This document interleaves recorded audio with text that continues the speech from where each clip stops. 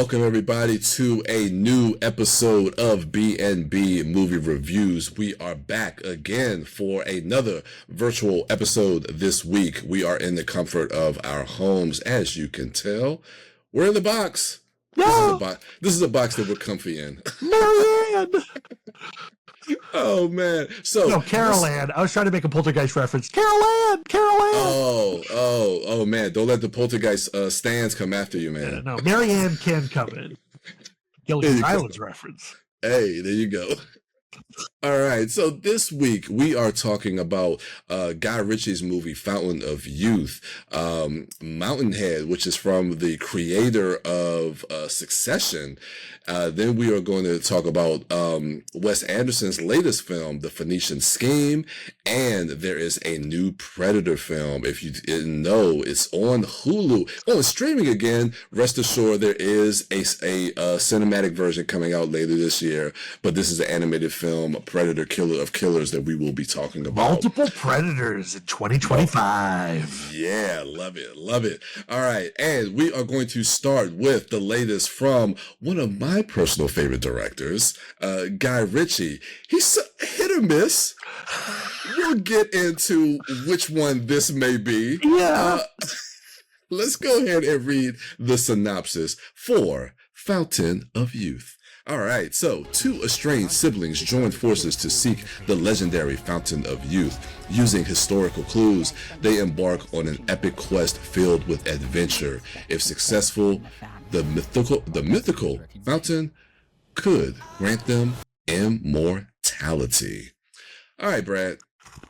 So, it seems like to me, let me pull this back up. Seems like to me, Guy Ritchie really wanted to kind of get into his Indiana Jones bag here and do something more adventurous. Yeah. Did he succeed in this? That's up for debate. For me, I'll kind of give you a little bit of a spoiler. Didn't really work for me. John Krasinski, Natalie Portman, Isaac Gonzalez, who feels like she worked with Guy Ritchie on the Ministry of Ungentlemanly Warfare, so it feels like she's becoming part of like his actor troupe. Not mad about that. Not mad about that at all. Isaac Gonzalez is in this movie. John Krasinski and Natalie Portman. I want to start there. Garbage. Yeah, and I like these two actors. I think they're both so bad in this movie. And it's probably because they have no connection to the script whatsoever. I think this is one of the worst films of the year. Ooh, okay. I didn't enjoy the action. I really detested John Krasinski's character. He's playing this boastful Indiana Jones wannabe, who's constantly advancing on Isaac Gonzalez, and it's just gross and not funny. And Natalie Portman's playing the stick in the mud sister who wants nothing to do with the family business, and they're clashing, and it's grating. And I just wanted the movie to end, but it just kept going. There are some Guy Ritchie flourishes that I enjoyed. There is a gong echo effect towards the end of the movie that I really liked. Mm-hmm. Okay, that's it. That's my positives. Yeah, to me, I think this movie just falls apart at every level. I mean, I think it's from the acting. I want to say the acting. It's really just I think the acting too. Yeah, it's just the portrayal of the characters, even how they use a lot of the secondary characters. I mean, you have Laz Alonso, who I'm a big fan of. He's relegated to just kind of being like the guy in the chair and doesn't have anything to do. If you look at any of Guy Ritchie's other movies, whether it's something like Operation Fortune, Ruse de Gueux, yeah, it's like those secondary characters, even though they may not have a lot of screen time, they leave a presence. They leave moments. Yeah. And nobody in this movie has moments. Yeah. Like nothing. And I'm just thinking to myself, like, Guy Ritchie, like what I don't want to say this was just a cash grab where you had to pay your mortgage, because I do think that he was a writer on this as well, if I'm not mistaken. But I'm like, what were you going for this movie? And it does feel like he is trying to capture some type of Indiana Jones 100%. adventure type of vibe with this, but it just falls flat on every level. Yeah. This is just not fun. It's just not fun. Dull, and it exudes a self-importance, like, and that's part of Krasinski's character, and I think that was just such a huge mistake. Like, he's not charming like Harrison Ford is as Indiana Jones. He's not a scallywag. He's a jerk. Like, it just plays so self-righteous. Yeah, because you're right. Because that's the way the John Krasinski character comes off. Because he's always it seems like he's always talking down to his sister and talking about, oh, well, this is what Dad would have wanted. Yeah. And and we're looking for an adventure. We already know what your rating is, but go ahead, tell them how the show works. You know, the way it works is with the B&B show. If we like something, we give it a B+. If we don't like something, we give it a B-. I cannot possibly recommend you booting up your Apple TV to waste 2 hours and God knows how many minutes on Fountain of Youth. It's a huge B-. Dude, Apple TV Plus might be one of the best streaming services with some of their television and even with some of their movies. How this one landed on Apple TV Plus, I have no idea. They got a lot of filler in that Apple TV Plus. Go watch The Studio. Yes, go. Yeah, if you're on the service, watch that instead, please. This is a B-. So we're going to go to another streaming movie. This one, let's go over to Max. HBO Max, Bryan. Yes, you're right. It's changing over. You're right. HBO Max. Great to have them back. Mountainhead. All right. Yeah, let's talk about some of the most vile and scum of the earth humans in the world. All right. Oh, quick little synopsis here. 4 friends reunite during worldwide economic turmoil. Four friends. Yeah. If these are friends, I do not want to see your enemies. More entertaining than John Krasinski in Fountain of Youth. You know what? It really is. And did I enjoy this film? On certain levels, I thought it was very insightful, especially if you look at it in relation to kind of the real world context, when you talk about like social media and AI and disinformation and how tech bros and billionaires ruining our daily lives. Yeah. So I thought that was insightful to kind of get a peek into what that might look like. These are despicable people.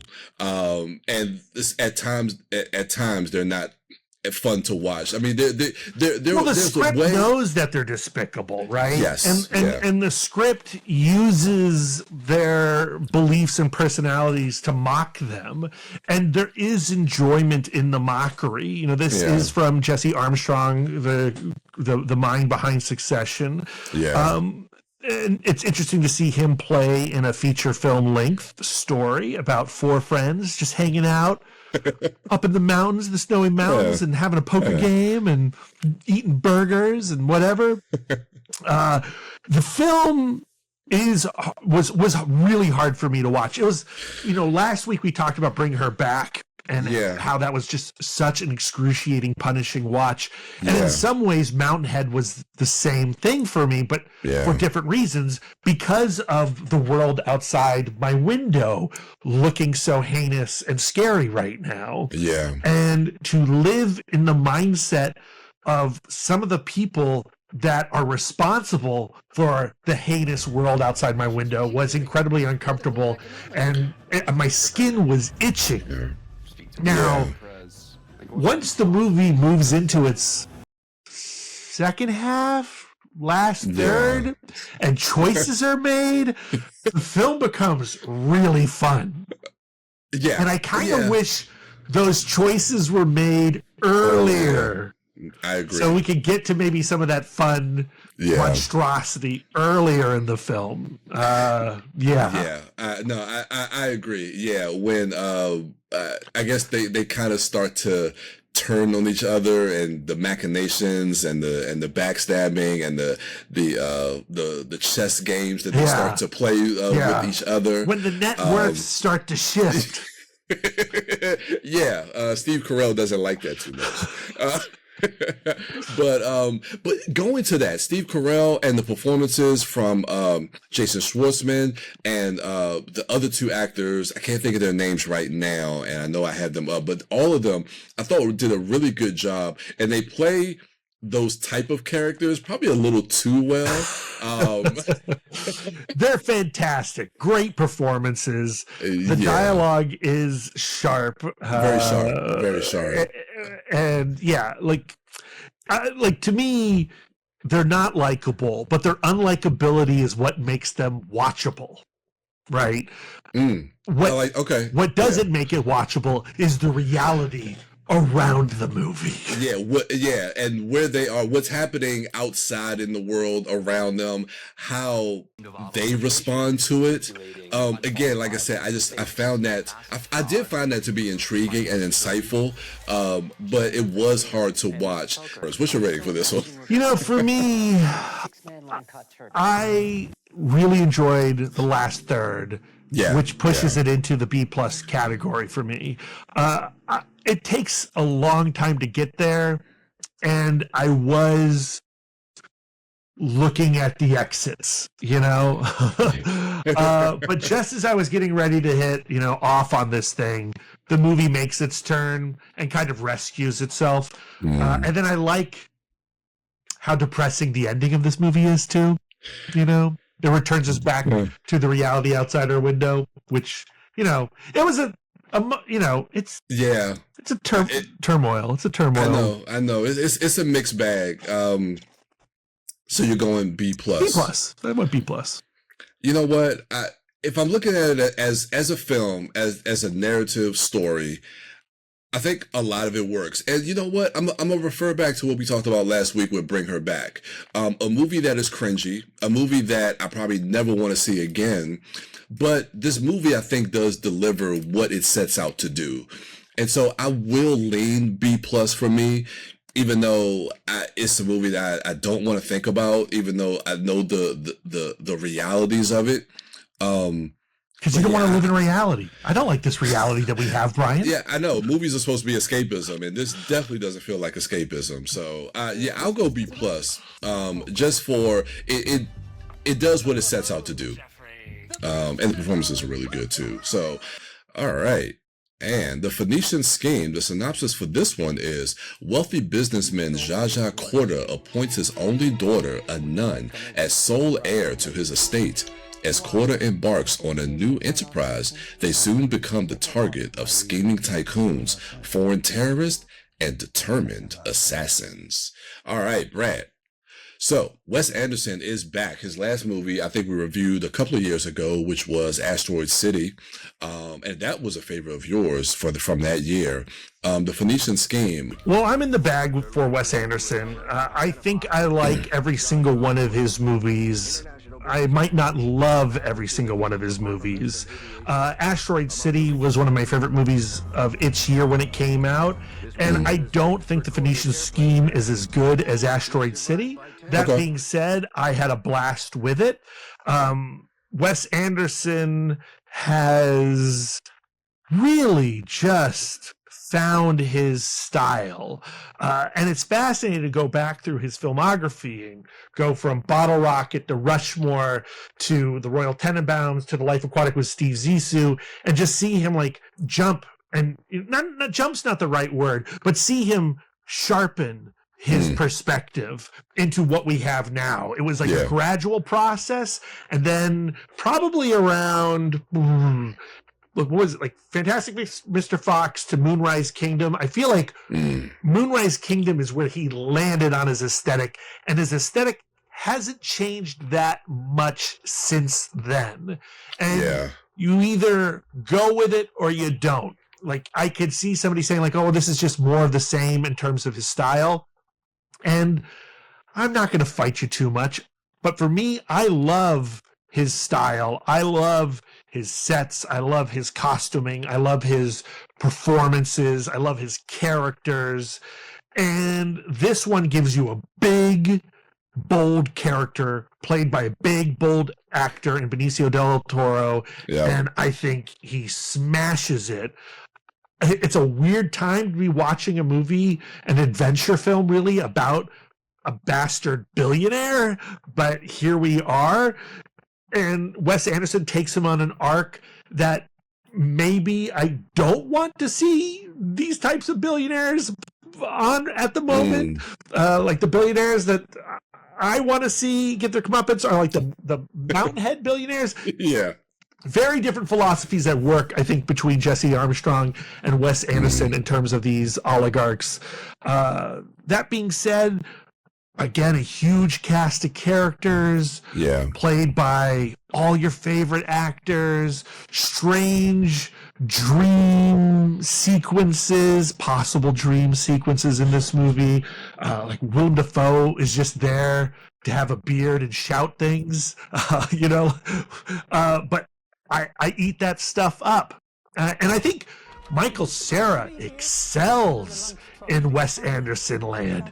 This is one of the best Michael Cera performances we've ever seen, and I do not want Wes Anderson to let go of Michael Cera.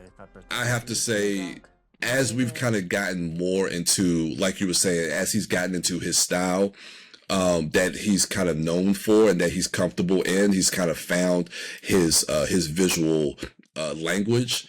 For me, it just does it doesn't speak to me. For this film, I love the opening. I love the opening with Zsa Zsa Gorda. I thought it was kind of abrupt. It was violent. And it felt something different to bring that aesthetic into something different tonally. You see a whole dude explode. I know. And I was like, and it got me perked up in my seat. I was like, ooh, okay. But then as the movie kept kind of going along, it just kind of lost me. Wes Anderson's a great filmmaker. I will never take that away from him. And I do appreciate what he does, because to be a signature director like he does, like he is a feat in this industry, to attain like the where he is in his career. But unfortunately for me, I just can't get with some of his storytelling and just the way a lot of his characters. I am still going to drag you and make you see every Wes Anderson movie. and I'll be there, man. I'll be there. I'm not that type of guy, man. I'm always going to be open-minded, and I love movies, and I love being in the theater. So if Wes Anderson has a movie, I'll be there. Unfortunately, and I mean, take my review with a grain of salt. Don't apologize. I'm not going to apologize. I'm not going to apologize. But for me, just didn't work. I'm going to go to B-. But Brad, what about you? What's your rating for this? I loved this movie. It's a huge B+. I thought it was a thrilling adventure ride. I think the action in this is something you do not see from Wes Anderson. I got out of this movie and all I wanted was a grenade. Yeah, I can see that. Yeah. I will say Michael Cera was fantastic. Not to give too much away, but man, like, the levels he's playing is so good. He was really good. That I liked a lot. So yeah, it's not like it's a low B-. It's right on the edge there. I'll say that. All right, so let's go ahead and get into the franchise that it's been an up and down relationship, I will say, that we've had with the Predator franchise. But Dan Trachtenberg brought us back with Prey a couple of years ago, and he's back this year with the animated movie Predator: Killer of Killers. 3 of the fiercest warriors in human history become prey. Ooh, I like that. Is that true though? I think 3 of the fiercest warriors, definitely 2 of them. Okay, you know what? Yeah, let's get into it. Because if you're going where I think you're going, I'm right in the passenger side there with you. So this is like an anthology. This is an anthology movie. It's 3 different stories taking place in 3 different time periods. We have a Viking, we have a samurai, and we have a mechanic in World War II. And these stories kind of culminate, and then they kind of tie them all together. Yeah, that's the thing. It's an anthology film until it's not an anthology film. Okay. And that was shocking to me. And I feel like that's almost too much of a spoiler. Okay. But yeah, I really delighted in the final act of this film. So going to these three different stories, let's start with the Viking one. Let's just kind of, let's see, we got a little bit of time, and yeah, let's just get into it. This is where Dan Trachtenberg's like, watch me cook. Right? Oh, dude. Like when we get the first attack on the Viking village in that head start getting lopped off, you're like, whoa, the Predator hasn't even showed up yet. This is one of the best action films I've seen all year. Dude, it's amazing. That oneer, and again, this is what I talked about with animation last week with How to Train Your Dragon. Like, when you have that oneer like that, and we've seen oneers in live action, but this is why sometimes I think a lot of stuff works so much better in animation than it does in live action. And again, we're bringing the kind of like that artistic, creative kind of animation to it. But another thing that I love about it is how you bring in the Predator, and you bring in a lot of the mythology that we know about the Predator with the heat vision, and you get into that sequence on the ice in the Viking era. And I like how all three of these warriors really have to kind of be they have to use their brain to figure out how to defeat the Predator, and it's all kind of happening in real time in the same way that we've seen in the live action versions with Arnold and Predator, and with Danny Glover in Predator 2. Like, the way that these warriors have to figure out the way of how to defeat the Predator, I find that always to be really ingenious in bringing all of that together. And what's so fun with the Dan Trachtenberg Predators so far, we saw it in Prey, and we see it in these three Predators that we meet here, is that it's different timelines, right? So, like, not everyone has this, even the Predators don't have the same equipment that they had in Predator 1 and Predator 2. Yeah. So the technology has been downgraded the further back in the past we get. And I love seeing those ancient Predator weapons matched with these ancient human warriors. Really exciting stuff. Yeah, because he did that in Prey with the Predator that was in Prey, and to bring that into this movie, to have the weaponry kind of fit the time period that they're in. Yeah, the opponent, right? Yeah. And then I was really intrigued by the samurai story as well, and how they kind of almost have that as a silent film. I mean, to do so much storytelling with no dialogue, like, that's my jam right there. Yeah, that was my favorite segment in the movie. You know, I'm a sucker for all things samurai. And what's incredible to me about Killer of Killers is that this is the first animated film from everyone involved. Like, that's nuts. It's the studio's first animated film. It's the director's first animated film. And it does not feel like that at all. Yeah. No, it really does. Gorgeous. It's gorgeous. I mean, this feels like it's made by people who have been doing this for decades, for years. I absolutely loved that samurai story, the relationship, the duality of those two brothers, and how they, you see them as kids and how much they kind of love each other, and when their father pits them against each other, and how they've grown up apart, and then, they basically come to have this showdown, and then all of a sudden the Predator shows up. And then how that all culminates and how that ends, beautiful, beautiful. Again, I don't want to give too much away, but how that story starts with the trees and the leaves, and how it's beautiful. The script is so strong, so economical. There is not a lot of time to get you to feel for these characters, like not at all. Viking leader woman, you gotta feel her pain by the end of her 15 minutes, and then the samurai, and then the mechanic, and there's just not a lot of screen time, but within the screen time that they have, you are rooting. You are invested in their narratives. But it's the economy of time and how you use that time to be able to create character and tell story to really get us as an audience invested in what they are going through. And to be able to do that in 20 minutes, I mean, that just shows the skill and the talent that Dan Trachtenberg has as a filmmaker and a storyteller. Yeah, and then the third story, jumping to World War II, and the mechanic and the plane and like the Predator in his ship, that was a fantastic sequence.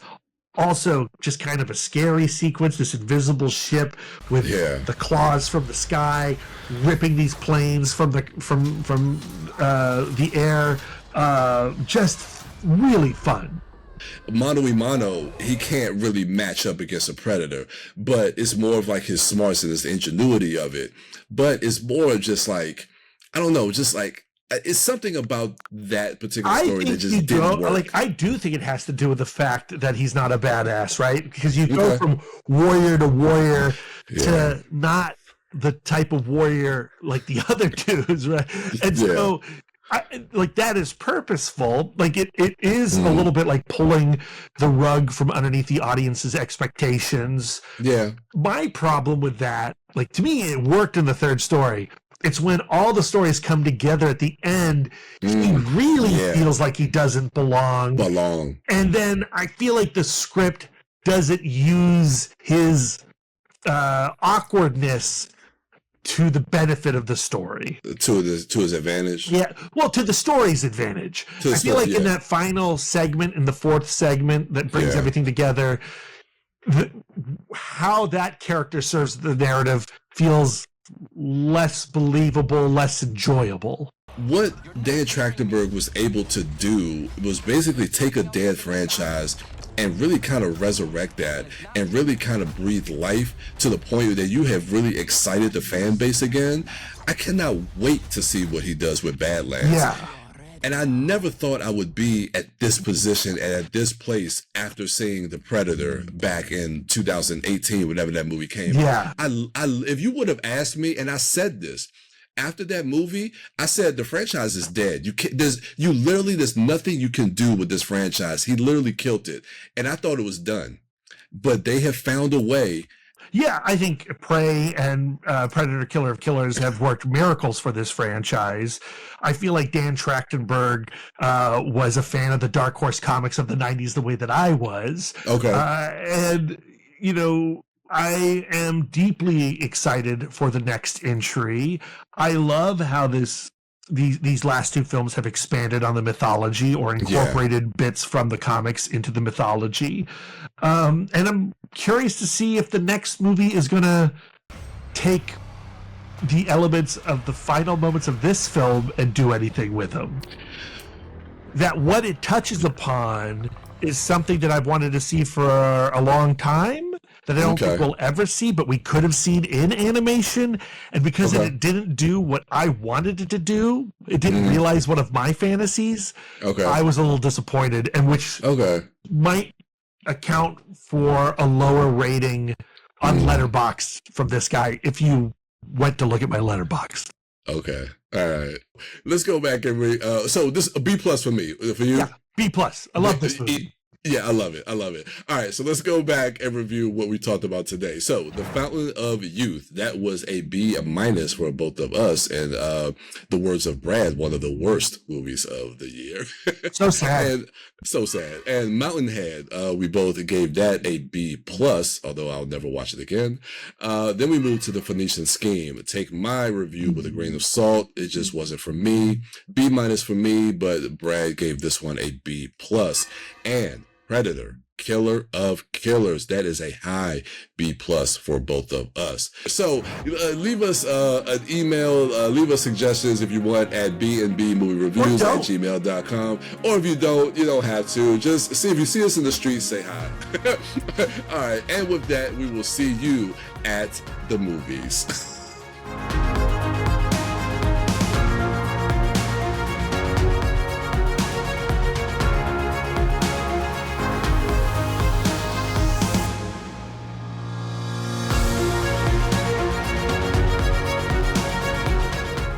going to cheerleading camp next to the abandoned insane asylum. It's like throwing good blood away. 50% of Americans like watching blood get spilled in horror movies, but only 3% donate it.